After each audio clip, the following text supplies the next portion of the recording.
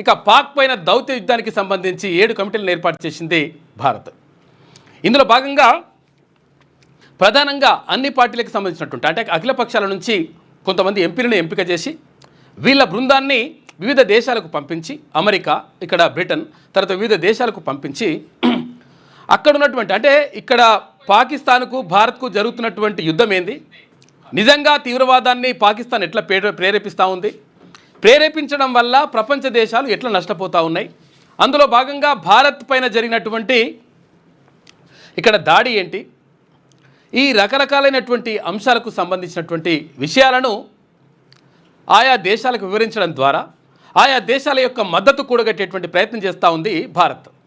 అందులో భాగంగా కాంగ్రెస్ పార్టీ నుంచి శశి థరూర్ని ఎంపిక చేయడం పట్ల కాంగ్రెస్ పార్టీ కూడా విస్మయం వ్యక్తం చేసింది. అట్టెట్లా ఆయన తీసుకోపోతారు, మేము సూచించిన వాళ్ళని తీసుకోవాలి కదా అని చెప్పేసి అక్కడ కాంగ్రెస్ పార్టీ చెప్తున్నటువంటి మాట.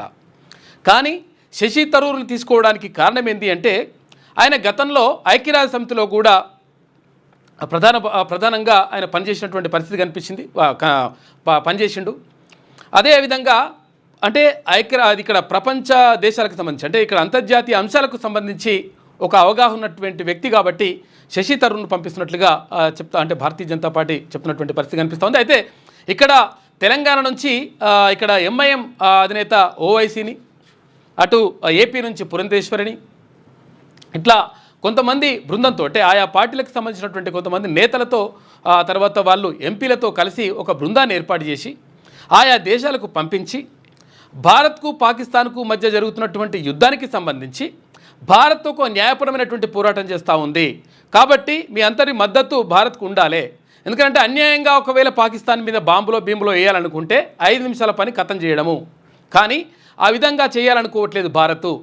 కాబట్టి ఉగ్రవాదాన్ని తర్వాత తీవ్రవాదాన్ని ప్రేరేపిస్తున్నటువంటి పాకిస్తాన్ పైన మరి దాడి చేయాలి అంటే అక్కడ ఉన్నటువంటి తీవ్రవాదం పైన దాడి చేయాల్సినటువంటి అవసరం ఉందా లేదా, దాన్ని తుదముట్టించాల్సినటువంటి అవసరం ఉందా లేదా. ఎందుకనంటే ఇక్కడ మసూద్ అంటోనికి వాని కుటుంబానికి కుటుంబ సభ్యులు కోల్పోతే వాని కుటుంబానికి అంటే తీవ్రవాది తర్వాత ఉగ్రవాది అయినటువంటి మసూద్ అంటోనికి 14 కోట్ల రూపాయలు ఏది పాకిస్తాన్ పరిహారం ప్రకటించింది వానికి. అంటే ఒక ఉగ్రవాదికి ఒక తీవ్రవాదికి ఇక్కడ సైనిక లాంఛనాలతో అంటే కుటుంబ సభ్యులు చచ్చిపోతే సైనిక లాంఛనాలతో వాళ్ళ అంత్యక్రియలు చేయడం ఏంటి, తర్వాత 14 కోట్ల రూపాయలు వాడి కుటుంబానికి ఇవ్వడం ఏంటి, ఇదన్నీ కూడా అంశాలు చర్చలోకి వచ్చేటువంటి అవకాశం ఉంది. అదే ప్రధానంగా పాకిస్తాన్ అంటే ఇక్కడ పుల్వామా దాడికి సంబంధించి కానీ తర్వాత మొన్న పహల్గామ్కు సంబంధించి కానీ పాకిస్తాన్ ప్రేరేపిత ఉగ్రవాదం ద్వారా మొత్తం మీద భారత్ పైన దాడి చేసేందుకు ప్రయత్నిస్తూ ఉందనేటువంటి మాటను చెప్పేందుకు ఆయా దేశాలకు వెళ్తూ ఉన్నారు మనకు సంబంధించినటువంటి దౌత్యవేత్తలు. అంటే దీనికి సంబంధం ఎందుకు వెళ్ళాలి, మరి ప్రపంచ దేశాల మద్దతు కూడగట్టాల్సినటువంటి అవసరం ఎందుకున్నది అంటే ఒక దేశానికి ఇంకొక దేశానికి యుద్ధం జరిగేటప్పుడు లేకపోతే ఏదైనా అంశాలకు సంబంధించినటువంటి చర్చ జరిగినప్పుడు ఆయా దేశాల యొక్క అంటే ఐక్యరాజ్య సమితిలో ఉన్నటువంటి సభ్య దేశాల యొక్క మద్దతు కూడగట్టాల్సినటువంటి అవసరం ఉంటుంది, లేకపోతే కొంతమంది వ్యతిరేకిస్తారు. ఇప్పుడు ఒక రకంగా చైనా భారత్కు వ్యతిరేకంగా తర్వాత భారత్కు అంటే పాకిస్తాన్కు అనుకూలంగా పనిచేస్తున్నటువంటి పరిస్థితి కనిపిస్తూ ఉంది. ఇక అదొకటైతే మొన్నటిదాకా టర్కీకి అక్కడ భూకంపం వచ్చి బాగా మొత్తం కూడా అంతా కూడా కోల్పోతే ప్రధానమంత్రి నరేంద్ర మోడీ అక్కడికి వెళ్ళి మీరేం బాధపడకుర్రా నాయన, మీరేం టెన్షన్ పడకుర్రి అని చెప్పేసి కొన్ని వేల టన్నుల ధాన్యాన్ని తర్వాత గోధుమలని వస్త్రాలని అక్కడ పంపించడం జరిగింది. ఎందుకంటే సరే ఒక మిత్ర దేశం ఒక దేశం బాధపడతా ఉంటే మనం చూడలేము అని చెప్పేసి ఇక్కడ నుంచి పంపిస్తే వాళ్ళు ఏం చేసిండ్రు, టర్కీ వాళ్ళు ఏం చేసిండ్రు, మొన్న భారత్కు పాకిస్తాన్కు మధ్య యుద్ధం జరుగుతూ ఉంటే డ్రోన్లను సప్లై చేసి ఆ డ్రోన్ల ద్వారా పాకిస్తాన్ నుంచి భారత్ పైన దాడి చేసేటువంటి ప్రయత్నం చేసిండ్రు. దాంతో అక్కడ టర్కీకి తర్వాత భారత్కు మధ్య ఉన్నటువంటి సంబంధాలు తెంచుకోవాలని చెప్పేసి ఇక్కడ ఉన్నటువంటి వ్యాపారులు మొత్తం కూడా భావిస్తూ ఉన్నారు. ఈ నేపథ్యంలో ఏమైతుంది, అక్కడ నుంచి వచ్చే పనులు కానీ లేకపోతే ఆభరణాలు కానీ అక్కడ నుంచి వచ్చేటువంటి ఏవైతే అవన్నిటిని కూడా బ్యాన్ చేయాలి, ఇవన్నీ కూడా మనము తీసుకోవద్దురా నాయన, అసలు యాక్చువల్గా అమ్మకాలు కొనుగోలు జరపొద్దు వాళ్ళతోటి అని చెప్పేసి నిర్ణయం తీసుకుంది. అంటే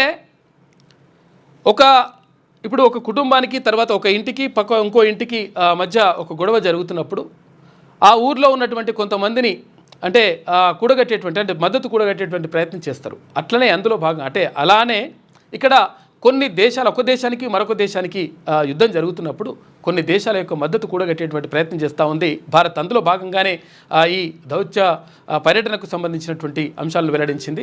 ఇందులో భాగంగా 7 కమిటీలు ఏర్పాటు చేసిండ్రు. అందులో ప్రధానంగా ఎంపీలు అంటే ఆయా పార్టీలకు చెందినటువంటి ఎంపీలు ప్రధాన పాత్ర పోషించేటువంటి అవకాశం ఉంది. ఈ ఒక ఆమె యూట్యూబర్ ఒక మనిషి ఉన్నది జ్యోతి అని చెప్పేసి, ఆమె భారత్కు సంబంధించినటువంటి అంతర్గత విషయాలు, రక్షణకు సంబంధించినటువంటి అంశాలని వీడియోలు చేసేసి ఐఎస్ఐ తీవ్రవాదులకు అక్కడ పాకిస్తాన్కు చేరవేస్తుందట. చేరవేస్తే ఆమెను తీసుకొచ్చి లోపలేసి 4 గుంజితే అని చెప్తుంది. నేనే చేసిన సార్, అట్లా సార్, ఇట్లా సార్ అని చెప్తే రాసుకొని, అంటే రాతపూర్వకంగా రాయించుకొని అక్కడ పెట్టిండ్రు. అది జరుగుతూ ఉంది. అంటే మన దేశానికి సంబంధించి వచ్చినప్పుడు 100% అంతర్గతమైనటువంటి కుమ్ములాట్లు ఎన్నున్నప్పటికీ దేశానికి సంబంధించి వచ్చినప్పుడు 100% దేశమంతా ఒకటే అవుతుంది. అయితే కొంతమంది దుర్మార్గులు పైసలకు కక్కుర్తివాడో లేకపోతే ఇంకేదానికి కక్కుర్తివాడో ఇట్లా చేస్తే దేశ భద్రతకు ముప్పు వాటిల్లేటువంటి ప్రమాదం కనిపిస్తుంది. కాబట్టి ఇటువంటి మానుకుంటే మంచిగా ఉంటుంది. క్యూ న్యూస్లో పనిచేయటకు వీడియో ఎడిటింగ్ మరియు SEOలో అనుభవం గల జూనియర్ ఎడిటర్స్ కావాలను సంప్రదించవలసిన నెంబర్ 8688926084.